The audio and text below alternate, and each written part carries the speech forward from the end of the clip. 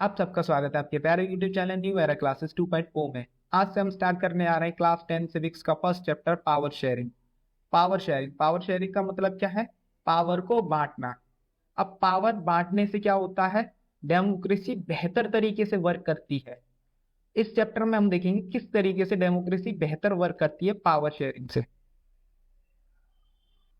मेजोरिटिनिज्म और power sharing और मेजोरिटिनिज्म में डिफरेंस क्या है? मेजोरिटिनिज्म में क्या होता है?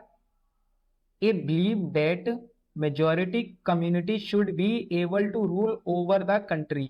मेजोरिटी मेजोरिटी कम्युनिटी जो होती है वो रूल करती है पूरी कंट्री पे जिस तरीके से वो चाहे। और पावर शेयरिंग में क्या होता है? पावर शेयरिंग में पावर जो होती है वो डिस्ट्रीब्यूट होती है among different section of society. Society की जो अलग अलग सेक्शंस होते हैं उनमें पावर डिवाइडेड हो जाती है, बांट दी जाती है। इस चैप्टर में हम दो केसेस पढ़ेंगे, एक पहला बेल्जियम, दूसरा श्रीलंका का। सबसे पहले हम बेल्जियम का केस देखेंगे कि बेल्जियम में क्या हुआ था, पावर शेयर हुई थी या नहीं हुई थी। बेल्जियम बेल्जियम है क्या? बेल्जियम देखो एक स्मॉल कंट्री है, एक स्मॉल कंट्री है यूरोप की। यूरोप के अंदर एक स्मॉल कंट्री है जिसका एरिया लगभग हमारे स्टेट जो है, हरियाणा जो हमारा स्टेट है उसके बराबर है। और जो बेल्जियम का जो बॉर्डर है वो शेयर होता है नीदरलैंड, फ्रांस, जर्मनी और लग्जमबर्ग से। इन चार कंट्रियों के साथ बेल्जियम का बॉर्डर शेयर होता है। Ethnic composition of Belgium. अब एथनिक कंपोजिशन जो है बेल्जियम का क्या है? एथनिक का सबसे पहले मतलब क्या होता है? देखो डिवीजन होता है on the basis of shared culture. हम सोसाइटी को डिवाइड कर देते हैं शेयर्ड कल्चर के बेसिस पे। जैसे कि हम एक एग्जांपल लेते हैं, अगर कोई भी इंसान हिंदी बोलते हैं, जैसे कि ये दोनों हिंदी बोलते हैं और कुछ लोग तमिल बोलते हैं, तो हिंदी वाले क्या करेंगे? ये जो लोग होंगे हिंदी वाले वो सोचेंगे कि हम ये इंसान हिंदी बोलता है तो ये हमारे जैसा है, ये मतलब हम दोनों का कल्चर सेम है, तो ये अलग हो जाएंगे। और ये तमिल जो बोलने वाले हैं ये एक जैसा फील करेंगे कि ये हमारे जैसा, ये हमारा ही भाई है, हमारे जैसा कल्चर है।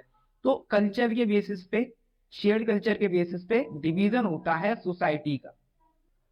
अब यहाँ पे हम देखेंगे बेल्जियम का एथनिक कंपोजिशन। तो बेल्जियम में लैंग्वेज के बेसिस पे सोसाइटी डिवाइडेड है।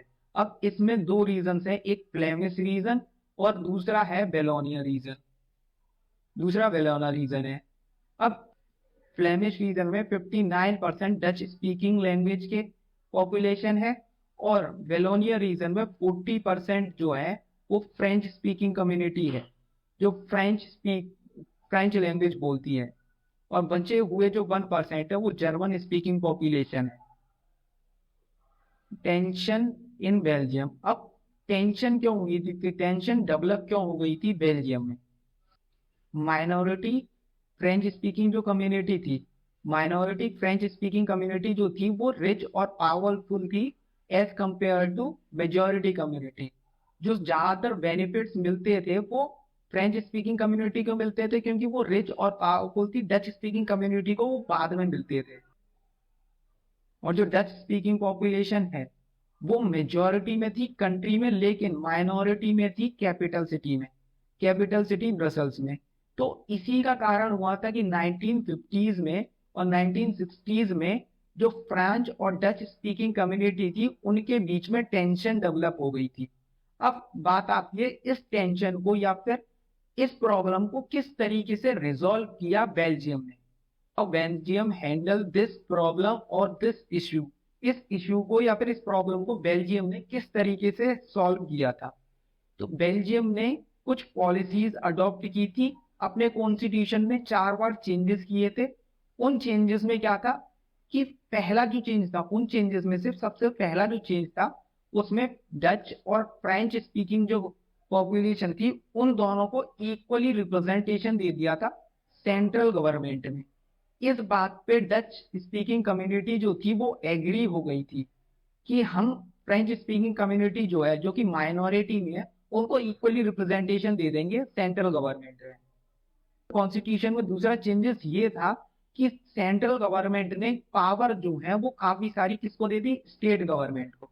सेंट्रल गवर्नमेंट क्या करेगी, काफी पावर क्या की, स्टेट गवर्नमेंट को देती। Many powers of the central government has been given to state government. Third point क्या है, separate government was set up in Brussels, equal representation of both the communities. देखो सेपरेट गवर्नमेंट थी Brussels में, एक country की तो overall government थी central government, उसके अलावा सेपरेट गवर्नमेंट थी ब्रसल्स में, उसमें भी इक्वल रिप्रेजेंटेशन था दोनों कम्युनिटीज का, फ्रांस और डच स्पीकिंग कम्युनिटी का। ब्रसल्स में क्या था, ब्रसल्स कैपिटल सिटी में कंट्री का उल्टा था, वहां पे फ्रेंच स्पीकिंग कम्युनिटी जो थी वो मेजोरिटी में थी और डच स्पीकिंग कम्युनिटी माइनॉरिटी में थी। अब बात आती है कि यहाँ पे एग्री क्यों हो गई थी French speaking community equal representation देने में, क्योंकि डच स्पीकिंग कम्युनिटी जो थी उसने, डच स्पीकिंग कम्युनिटी ने सेंट्रल गवर्नमेंट में इक्वली रिप्रेजेंटेशन देने पे फ्रांस पे कोई भी ऑब्जेक्शन नहीं किया, इसीलिए दोनों स्पीकिंग कम्युनिटी जो है एग्री हो गई। अब फोर्थ पॉइंट क्या है इसमें, there is a third kind of government जो कि कम्युनिटी गवर्नमेंट है। यहाँ पे एक तीसरी गवर्नमेंट भी है, एक कम्युनिटी गवर्नमेंट, जो कि कल्चर, एजुकेशन, लैंग्वेज से रिलेटेड जितने भी इश्यूज होते हैं, उनसे रिलेटेड जितने भी इश्यूज होते हैं उनको सॉल्व कराने का काम करती है, रिजॉल्व कराने का काम करती है।